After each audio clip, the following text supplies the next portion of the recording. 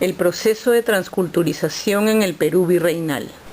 Buenos días, les saluda nuevamente Ana Claudia Reynoso Monroy y en este segundo video sobre el tema de transculturización en el arte virreinal voy a tratar de completar la información que proporcioné en el primer video, dando más ejemplos, analizando más ejemplos sobre el movimiento de sincretismo cultural que se dio a partir de la conquista española.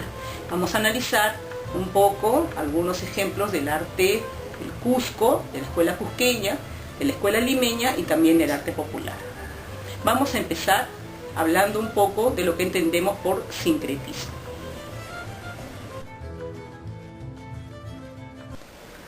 Nos falta ser conscientes de nuestra identidad. María Rozborowski, 1915-2016. Para el hombre andino la noción de Dios no le era ajena. Según el padre Manuel Marsal, en el libro Sincretismo Iberoamericano, antes de la llegada de los españoles en el panteón andino ocupaba un lugar principal una divinidad, todopoderosa, providente y cercana, a la que se le hacían promesas y premiaba y castigaba a los hombres en la vida presente. Según María Rozborowski, en la cosmovisión andina no existía un Dios creador. Este concepto surge luego de la conquista española. Fueron los sacerdotes católicos quienes identificaron a Huiracocha como el Dios creador, pero como adaptación al catolicismo. En el siguiente ejemplo podemos ver cómo se produjo un sincretismo religioso en el arte colonial, con la asimilación de la Pachamama como la Virgen. Aquí mostramos dos ejemplos. En la pintura del siglo XVII de la escuela cusqueña, vemos que el velo de Nuestra Señora de Belén toma la forma de una montaña. En el otro ejemplo, ya visto en un video anterior, la Virgen del Cerro de Potosí, la Virgen está dentro de la tierra, asumiendo claramente la naturaleza de la Pachamama. Partiendo de este punto, hablaremos ahora de la transculturización en el arte virreinal. Durante los primeros años de la colonia, maestros peninsulares llegaron al Perú y organizaron talleres donde criollos, indígenas y mestizos eran instruidos en los diversos oficios artísticos. Las primeras obras de arte reflejan el gusto arcaizante tardogótico de los primeros conquistadores, como vemos en este panel de madera tallado por Alonso Gómez sobre la adoración de los pastores. Durante la segunda mitad del siglo XVI, el estilo que predominó en las pinturas coloniales fue el manierista, introducido en el Perú por el jesuita italiano Bernardo Vitti. Esta imagen de la Virgen de la Candelaria es considerada una típica Madonna al estilo de Vitti, por el predominio de la figura alargada, típicamente manierista, y donde la figura se encuentra rodeada de un halo de luz simulando un suave movimiento.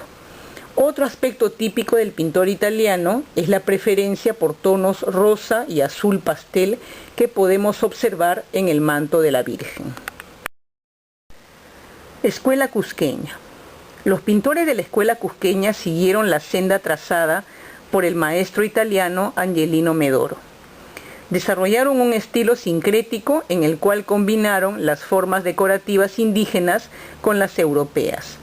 En esta escuela destacaron Diego Quispetito, Basilio Santa Cruz Pumacayao y Antonio Sinchi Roca Inga. En este video vamos a analizar el cuadro anónimo Matrimonio de Don Martín de Loyola con Doña Beatriz Ñusta. A nuestro parecer, uno de los ejemplos más claros del sincretismo cultural en la plástica de la colonia. Esta obra, perteneciente a la escuela cusqueña, data de 1718 y nos narra unos esponsales dobles, ocurridos en el Cusco en 1622, entre Martín García de Loyola, sobrino nieto de San Ignacio de Loyola, con la hija de Felipe Tupac Amaru I, la ñusta Beatriz Clara Coya. También entre Juan Enríquez de Borja, bisnieto de San Francisco de Borja, con Ana María Coya de Loyola, Inga, hija de los primeros. La composición de este lienzo está conformada por 3 grupos dispuestos de manera triangular. En el lado superior izquierdo se ubican los miembros de la nobleza incaica, ataviados con ropajes tradicionales. En el lado superior derecho se grafica el matrimonio entre Ana María Colla y Juan Enríquez, rodeados de caballeros, damas y el obispo de la ciudad. Finalmente, el tercer grupo, que ocupa la zona central e inferior del cuadro, está compuesto por dos parejas de novios y los dos grandes santos de la Compañía de Jesús, San Ignacio y San Francisco de Borja. Al centro de la parte superior se halla un anagrama luminoso de la Compañía de Jesús. Según el especialista en estética del arte virreinal, Ricardo Falla Carrillo, esta pintura, desde una perspectiva estética, se presenta como un triunfo de la versatilidad y adaptabilidad de los estilos artísticos de diverso origen. Este proceso de hibridación fue capaz de generar una fecunda y distinta corriente en la historia del arte peruano, la escuela cusqueña. En cuanto a su simbología, esta obra nos permite reconocer el interés de la monarquía española por establecer alianzas políticas con la nobleza indiana a fin de afianzar el dominio español. Asimismo, se evidencia una impronta utópica en esta obra, pues se trata de enfatizar la construcción de una identidad que se nutre de dos de los grandes referentes culturales de nuestro país, el español y el indígena. De modo que la obra El matrimonio de don Martín de Loyola con doña Beatriz Ñusta no solo es un cuadro de orden teológico político, sino que adquiere dimensiones de proyecto cultural, ensoñación de una sociedad que se desea concretar bajo la égida de la cristiandad. En esta imagen vemos otro ejemplo del sincretismo artístico, esta vez en Arequipa. Se trata de la cúpula de la sacristía de la iglesia de la Compañía del siglo XVII. Lo sorprendente del domo es la profusión de imágenes de distinto origen: plumas, flores, animales, cuerpos humanos desnudos. Para Falla Carrillo, la composición se presenta colmada de elementos tanto figurativos como ornamentales. La saturación de imágenes puede ser interpretada como una metáfora de la vida, un cosmos regulado por una idea de unidad que proviene de la misma luz de la divinidad. Lo interesante de este fresco es que los artistas fueron traídos desde las reducciones del Paraguay. De ahí la incorporación de elementos propios de la Amazonía sudamericana. La cúpula occidental, románica renacentista, es decorada con elementos de nuestro entorno geográfico y sirven para proclamar la belleza de la creación al estilo americano. En la misma sacristía, por debajo del domo, también destacan las pinturas de las lágrimas de San Pedro, Cristo resucitado y la Virgen de la Candelaria, hechos por el pintor Bernardo Vitti. Ahora hablaremos del arte popular. Con la llegada de los españoles se inició un proceso de sincretismo cultural, donde el resultado fue una cultura mestiza en la que se fundieron técnicas precolombinas con técnicas de origen árabe y grecolatino, tales como tejido con telares verticales y de pedal, cerámica enlosada con plomo y estaño, imaginería colonial en yeso y madera, etc. Tallado en piedra de Huamanga. La piedra de Huamanga es una formación geológica sedimentaria de origen volcánico peruano, de color blanco, técnicamente conocida como piedra de alabastro. Al parecer, antes de la época virreinal no existió la actividad de la talla de piedra de Huamanga, sino que fue con los artistas y artesanos ibéricos procedentes de Navarra y Aragón que se inició en Huamanga el tallado de este alabastro entre fines del siglo XVI y comienzos del XVII.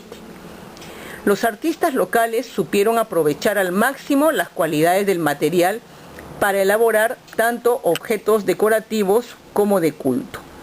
Durante la colonia, los objetos que se elaboraron con piedra de Huamanga eran ante todo religiosos. Estas figuras de Cristo, la Virgen y santos se solían policromar y dorar. Vamos a analizar ahora esta talla que representa a la Virgen con el Niño, Santo Domingo y Santa Catalina. corresponde al siglo XVII. Tanto la Virgen como el niño se encuentran vestidos de blanco y adornados con detalles dorados, que aluden a la gloria divina.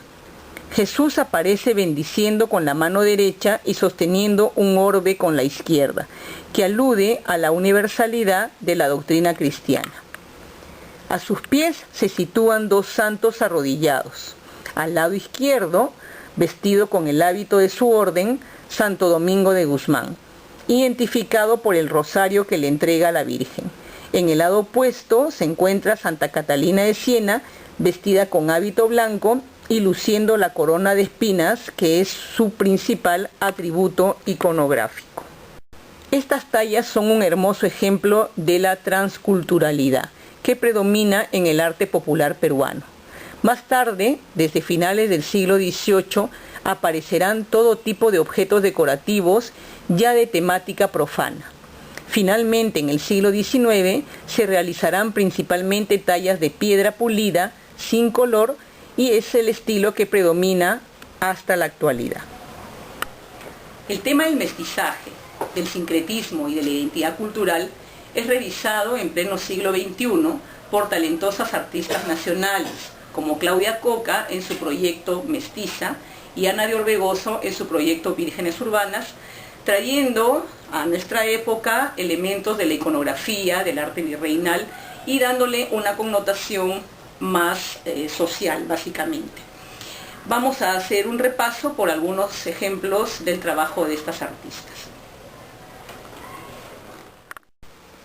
Claudia Coca, artista visual, presentó en el 2014 la exposición Mestiza en el Museo de Arte Contemporáneo de Lima. Su trabajo cuestiona principalmente la representación de los estereotipos femeninos, así como el mestizaje y los elementos que definen la identidad peruana. En esta obra titulada Número 22, de casta y mala raza, la artista ironiza acerca de los estereotipos raciales que persisten en la sociedad peruana, retratando a su propia familia al estilo de los cuadros de mestizaje que se mandaron a hacer durante la colonia. La leyenda sobre la obra dice: mestiza con cuarterón, cuatro albo, produce mestizo torna atrás. Ana de Orbegoso, artista plástica, inició en el 2006 el proyecto Vírgenes Urbanas, donde el artista reemplaza los rostros y símbolos europeos de las representaciones de las vírgenes coloniales por rostros de mujeres peruanas de la actualidad, en una suerte de reconstrucción social y cultural a través del collage. Este trabajo fue inaugurado en el Cusco en el año 2006 con la intención de recorrer todo el país. Según palabras de la propia artista, Las Vírgenes Urbanas es un proyecto de decolonización, basado en pinturas coloniales, revisadas y reinventadas para reflejar realidades e ideales contemporáneos. Para este proyecto fueron utilizadas imágenes históricas de pinturas religiosas de la Escuela de Cusco. Fueron sustituidos personajes, fondos y símbolos por elementos que celebran más al Perú de hoy en vez de los ideales del conquistador. Con esto terminamos la presentación, esperando que haya sido de su agrado. Gracias.